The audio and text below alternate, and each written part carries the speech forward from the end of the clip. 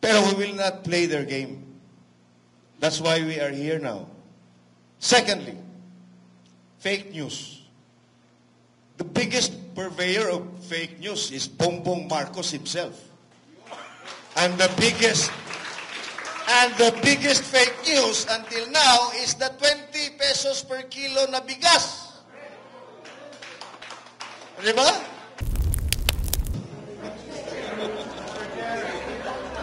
Mr. Chair, I move that we sign. Anyway, magandang hapon po sa inyong lahat. No, ako po si Elmer.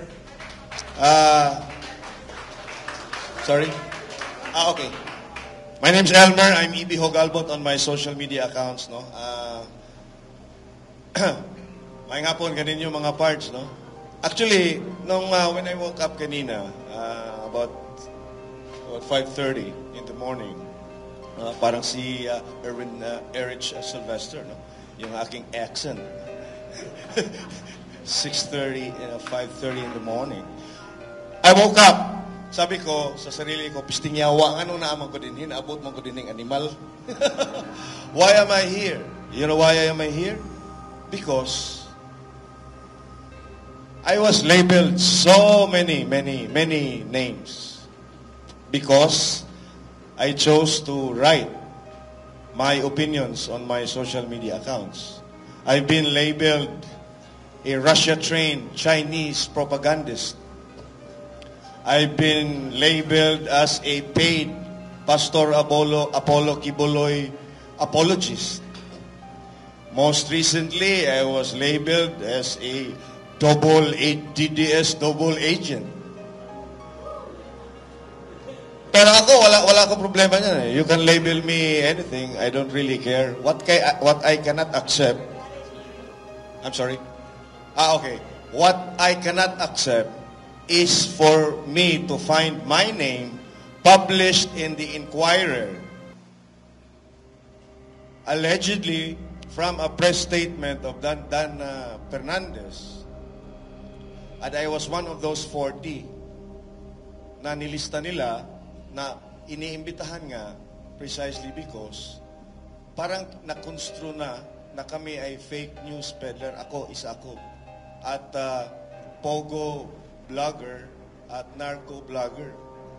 That I cannot accept. Why? Because hindi rin naman tayo politiko eh. Katulad nila, sinusulat lang namin at sinasabi lang namin ang mga opinion namin. Ano yung nangyayari sa bansa namin? Galing kami ng Cebu. Bisaya, Mingdoha, Sidyo. You know, we never really thought that people in Congress would care about what we opine or what we write. Pero, because, yun na nga, dahil nga gusto nilang i-silence yung legitimate political dissent at medyo naaanghangan na sila sa aming mga kritisismo, talagang gusto nilang patahimikin tayo. That's why, collectively, we've decided to go the legal route. Because the legal route is where we will be given a fair trial or a fair opportunity to defend ourselves. Not in the biggest crocodile farm of the country, Congress. Kasi, we've seen it. They are not just out to silence legitimate political dissent. They are out to destroy the reputation of everyone that they perceive to be their political enemies. Case in point, the hearing on Alice Go, Cassandra Leong, and a few others. Anong napala nila? Out of the 4 cases na final nila, ang nag-prosper lang for the violation ng anti-money laundering is kay Alice Go. Ang kay Cassandra Leong and the 2 others were dismissed. But imagine the trauma. You've seen it. Naka-live stream. The trauma, the emotional suffering Cassandra Leong was subjected to. And that can never be repaired. Back to the previous state where before Cassandra Leong was summoned.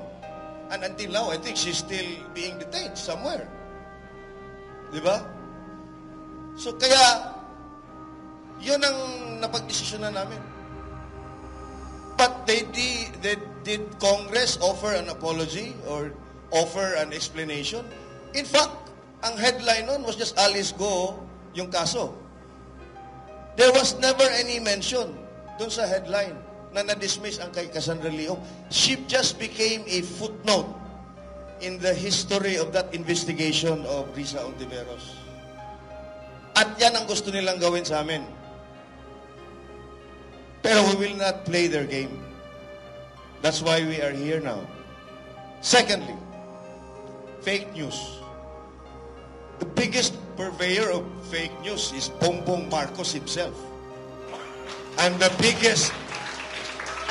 biggest fake news until now is the 20 pesos per kilo na bigas. Di ba? In August of last year, during the KOJC siege, anong fake news ang sinabi ni Bongbong Marcos? Walang baril at walang tear gas daw yung mga pulis na nag-raid doon. Di ba? O di, vlogger din si Bongbong Marcos. Di ba? Nagbablog din yung putang ina Neps. Di ba? So why not summon him? Exactly.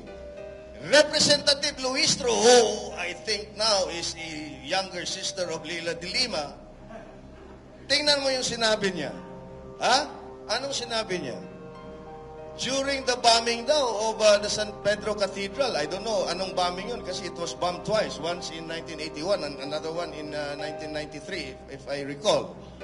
At sinabi niya doon sa hearing na utos daw yun ni then Mayor PRRD, no? Rodi Duterte. Samantalang piskal pa noon si PRRD. Di bakit hindi nila pinatawag itong si Luistro? And it's on record in the transcript of the stenographic notes of their hearing. Di ba? So again, kami po, no? Kami ni June, by June, mga Bisaya lang kami, but we chose to come here para maipakita namin sa kanila na kami po doon sa Cebu at the Bisaya speaking part of the country. Yeah, and with our lawyer, our able lawyer here, no? Attorney Erin, na ginawa na lang paralegal kanina. Sorry, attorney. So, nandito po kami,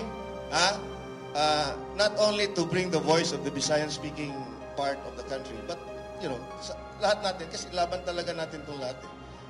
Kung walang tatayo at walang titindig at walang makikibaka sa ating basic rights, talagang wala. Kasi wala na tayo. This is a totalitarian government. This is an absolute authoritarian regime. Make no mistake about it. And the only remaining option that we have, the last bastion of our democracy, is the Supreme Court. That's why we were there, and we hope na sasagutin tayo at papaboran tayo sa ating hinihingi. Alright, salamat po.